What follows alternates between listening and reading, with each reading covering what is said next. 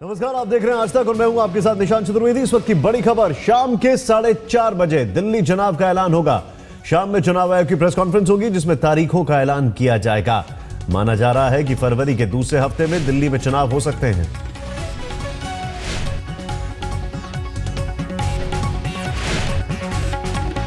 चुनाव आयोग में तारीखों की चर्चा के लिए बैठक हुई थी, जो बैठक समाप्त हो गई है।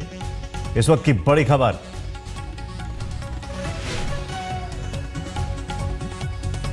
दरअसल 15 फरवरी तक हर हाल में दिल्ली विधानसभा का गठन होना है और इसको लेकर यह माना जा रहा है कि तारीखें जो होंगी वो 10 से पहले की ही होंगी।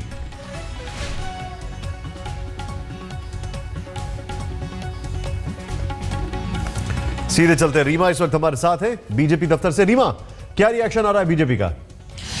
देखिए, बीजेपी ने तो अपना एक तरीके से हम कहेंगे चुनाव का शंखनाद अभी जो नरेंद्र मोदी की शनिवार को दिल्ली में बड़ी रैली रखी गई थी उसी में कर दिया था। लेकिन आखिर चुनौती क्या है बीजेपी के लिए? हमारे साथ है बीजेपी के प्रवक्ता संबित पात्रा। संबित, ऐसा लग रहा है अरविंद केजरीवाल सबसे बड़ी चुनौती है। हालांकि आज शाम को घोषणा होने वाली है, आश्वस्त हैं आप पूरी तरह? देखिए, आज शाम को अगर घोषणा होती है तो बड़ा स्वागत का विषय होगा। सबसे महत्वपूर्ण बात है कि लगभग 1 वर्ष हो गए आज दिल्ली को ना तो स्थायी सरकार मिली है ना स्थिर सरकार मिला है। ऐसे में दिल्ली की जनता के पास बहुत बड़ा एक दुख का विषय ये रहा कि उनके गवर्नेंस का इशू किसी ने एड्रेस नहीं किया है। ये जो चुनाव होने वाला है ये अनार्किज्म वर्सेस गवर्नेंस है। अनार्किज्म का हार होगा और गवर्नेंस की जीत होगी। और बार बार ये पूछना कि अरविंद केजरीवाल चुनौती दे रहे हैं, अरविंद केजरीवाल से क्या हम डर गए हैं? आप बताइए, ये सवाल तो हमसे 1 साल से पूछा जा रहा है। जब 2014 के चुनाव में हम उतरे थे तो ये बोला जा रहा था कि अरविंद केजरीवाल जी मोदी रथ को रोक लेंगे और अरविंद केजरीवाल जी भी दिल्ली। लेकिन विधानसभा के चुनाव में नरेंद्र मोदी को भी मंच से बार बार अरविंद केजरीवाल पर हमला करना पड़ रहा है। आप लोग भी जितना प्रचार कर रहे हैं उसमें अटैक उन्हीं पर हो रहा है, तो चुनौती नहीं है वो? नहीं, स्वाभाविक रूप से जो पॉलिटिकल स्टेक होल्डर्स हैं जिस राज्य में, उन्हीं को तो अटैक करेंगे। अरविंद केजरीवाल जी की जो आम आदमी पार्टी है वो दिल्ली की राजनीति में एक स्टेक होल्डर है। कांग्रेस तो सपोर्टिंग रोल में है, कांग्रेस अब लीड रोल में नहीं है, वो सपोर्टिंग रोल में है और आम आदमी पार्टी को सपोर्ट कर रही है। ऐसी परिस्थिति में स्वाभाविक है जो गठबंधन का लीड रोलर है अर्थात आम आदमी पार्टी, उसको हम अटैक करेंगे और उनके अनार्की को खत्म करने का सबसे महत्वपूर्ण विषय है। एक सवाल इनसे हम ये पूछना चाह रहे हैं, जो कि इन्होंने एक दरख्वास्त दी थी कि प्रधानमंत्री बड़े व्यस्त होंगे फरवरी के पहले हफ्ते में, और अब जो है वो ये है कि इनकी दरख्वास्त पे कोई तवज्जो नहीं दी गई। ये चाहते थे कि चुनाव जो है वो थोड़े से पोस्टपोन हो जाए। इस पे संबित पात्रा क्या कहना है? ये समय बताएगा, मगर हम अपने दम पे सरकार बनाएंगे। लेकिन ये बताइए कि एक तरफ अजय माकन को कांग्रेस सामने ला सकती है, दूसरी तरफ प्रणब मुखर्जी की बेटी को अरविंद केजरीवाल के सामने लाकर खड़ा करने की तैयारी है। इस सब पर जो राजनीतिक परिवर्तन आएगा, आपको नहीं लगता कि उसके बाद स्थिति कुछ बदल सकती है? देखिए, कांग्रेस को किसी को सामने लाने की आवश्यकता क्या है ये मुझे समझ में नहीं आ रहा है। खुद कांग्रेस जानती है कि अब वो बैकफुट पे है, अब उसे सामने लाने की आवश्यकता नहीं है।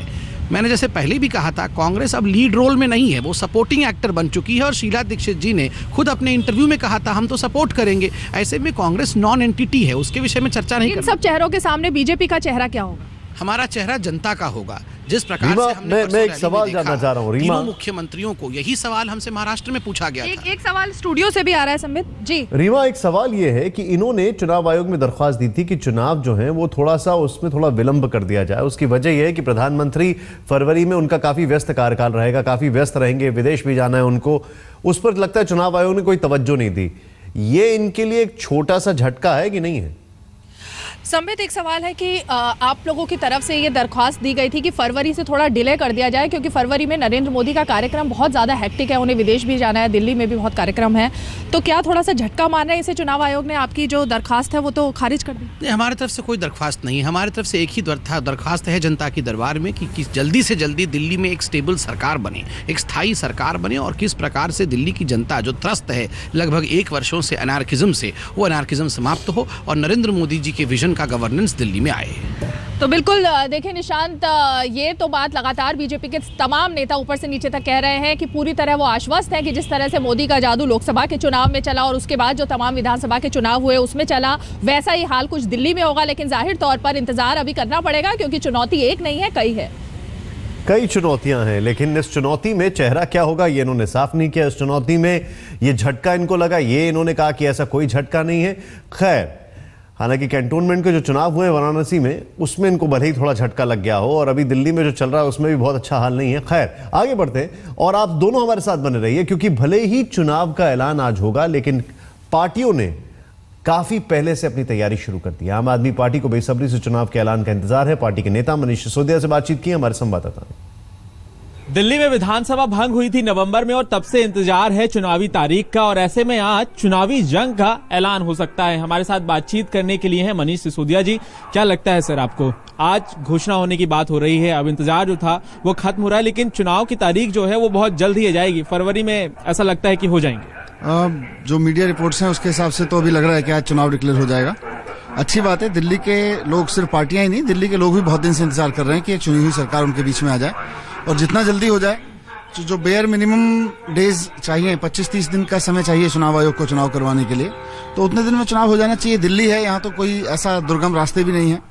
लेकिन आपको लगता नहीं कहीं ना कहीं कि अभी भी दिक्कत आ सकती है, क्योंकि पहले भी जो आपकी विरोधी पार्टियां हैं वो ये कहते आई हैं कि बोर्ड के एग्जाम हैं, कहीं ना कहीं बजट की परेशानी है, शक है अभी भी कहीं ना कहीं? बोर्ड के एग्जाम अपनी जगह हैं। मैंने पहले भी कहा था कि हमारे देश में फरवरी में कई राज्यों में चुनाव होते हैं, उत्तर प्रदेश, उत्तराखंड, गोवा, पंजाब, ये सारे चुनाव फरवरी में ही होते हैं, वहां भी बोर्ड के एग्जाम होते हैं।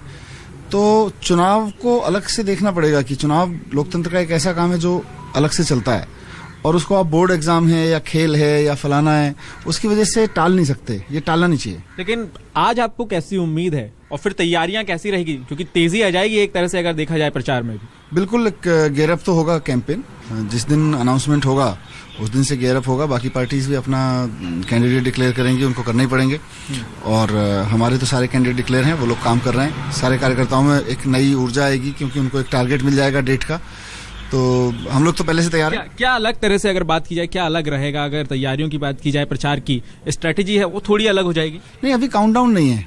अभी जो स्ट्रेटेजी है किसी भी चुनाव के लिए, काउंटडाउन नहीं है। हमें पता नहीं है किस तारीख तक चुनाव होना है, तो उससे पहले की काउंटडाउन स्ट्रेटेजी क्या होगी। एक बार तारीख तय हो जाएगी तो फिर हमें भी पता चलेगा कि इस दिन चुनाव होना है, तो उससे पहले क्या क्या होना है। बिल्कुल, बहुत बहुत धन्यवाद। तो साफ कहना है एक तरह से कि चुनावी घोषणा का इंतजार है, और देखना यही होगा कि अब चुनावी तारीख आज घोषित होती है या नहीं। कैमरा पर्सन अनिल जायसवाल के साथ पंकज जैन, दिल्ली, आज तक। थोड़ी देर पहले संबित पात्रा हमारे साथ बीजेपी के नेता मौजूद हैं, जो अभी भी हमारी सहयोगी रीमा के साथ, उन्होंने एक सवाल खड़ा किया था और सीधे सीधे बोला था कि कांग्रेस जो है वो सपोर्टिंग एक्टर के रोल में, अब लीड एक्टर के रोल में नहीं है। अब संबित पात्रा के पास हम वापस चलते हैं। रीमा, सवाल ये है, तो लीड एक्टर कौन है अभी आज की तारीख में इनके हिसाब से?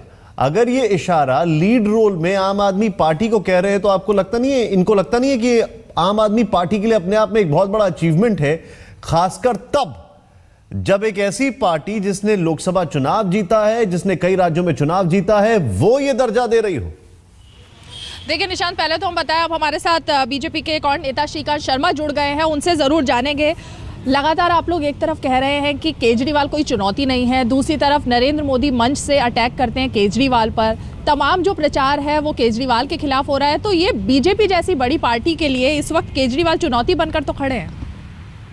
देखिए, वास्तविकता है कि नंबर 2 की पार्टी पिछले विधानसभा चुनाव में केजरीवाल की रही है, और ये वास्तविकता है, और कांग्रेस कहीं पर नहीं है। तो जिन प्रदेशों में चुनाव हो रहा है वहाँ जो राज्य की जो राजनीतिक पार्टियां हैं, निश्चित रूप से वो डोमिनेट कर रही हैं। कांग्रेस किसी भी राज्य में नहीं है हमारे साथ। लेकिन क्या डर है मन में कि इस बार भी वही हाल ना हो जो पिछले विधानसभा चुनाव में बाजी मार ले गई थी अरविंद केजरीवाल की पार्टी? अब ये डर किसके अंदर है, किसके अंदर नहीं है, ये तो जनता की अदालत में तय होता है। अब इसमें हम तो और आप तो नहीं तय कर सकते हैं कि कौन डरा हुआ है या कौन भागा हुआ है या कौन स्थायी सरकार देने के लिए प्रतिबद्ध है। तो ये तो ट्रैक रिकॉर्ड बताता है पॉलिटिकल पार्टियों का, और हमारा ट्रैक रिकॉर्ड है कि हम स्थायी सरकार दे रहे हैं, हम गुड गवर्नेंस और विकास की राजनीति करने वाले हैं। हमारा ट्रैक रिकॉर्ड है अभी तक का, और हमारे सामने जो लोग हैं वो भगोड़े हैं, मतलब भागे हुए लोग हैं, रणछोर हैं। तो दिल्ली की जनता चाहती है कि एक स्थायी सरकार देने वाली पार्टी, और ऐसी सरकार जो मोदी जी के साथ कदम से कदम मिलाकर चले। लेकिन श्रीकांत जी, क्या वजह है, क्यों दिल्ली को आप लोग इतने बड़े पैमाने पर लगा के रखे हुए हैं अपने निशाने पर, कि तमाम जो पूरे पार्टी के सांसद हैं उन सबकी ड्यूटी दिल्ली में लगाई गई कि वो सब रैली करें, बड़े से बड़े नेता की ड्यूटी लगाई गई, क्यों दिल्ली इतना ज्यादा आपको चुनौती लग रही है? देखिए, प्रत्येक राज्य बहुत आवश्यक है, क्योंकि जो कांग्रेस मुक्त भारत का जो हमारा सपना है, हमारा नहीं देश की जनता का सपना है, उसको सफल बनाने के लिए प्रत्येक राज्य हमारे लिए बहुत इंपॉर्टेंट है। मैं सीधे शिफ्ट करूंगा यहाँ पे, फोकस थोड़ा सा शिफ्ट करूंगा मैं रीमा। ये अब राजनीतिक बयानबाजी जो है वो और ज्यादा होने वाली है और बहुत तगड़े में होने वाली है। आज शाम को 4:30 बजे के बाद तो और ज्यादा होना शुरू हो जाएगी।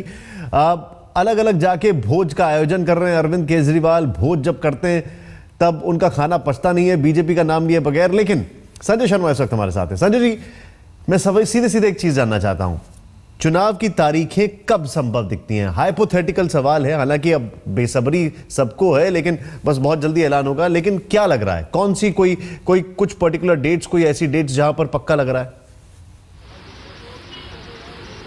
अभी तक जो हमारी सूत्रों से बात हुई है, जो छनकर खबरें आ रही हैं, उससे तो ये लग रहा है कि 9, 11 और 13 में से कोई एक तारीख होगी। और मुझे ऐसा लग रहा है कि 10 और 11 के आसपास की कोई तारीख होगी, क्योंकि अगर हम उसको तर्कों से तोलते हैं तो उसमें यह भी कि इलेक्शन के बाद जिस दिन पोलिंग होगी उसके बाद अगर कहीं 1-2 बूथों पर ऐसी जरूरत पड़ी कि रीपोलिंग कराई गई तो एक दिन बीच का जरूर चाहिए और उसके बाद काउंटिंग का दिन चाहिए। तो 15 तारीख तक विधानसभा गठित भी हो जानी है और चुनाव आयोग की कोशिश तो है कि विधानसभा गठित होने के बाद जल्दी से जल्दी शपथ ग्रहण हो जाए और विधानसभा गठित हो जाए।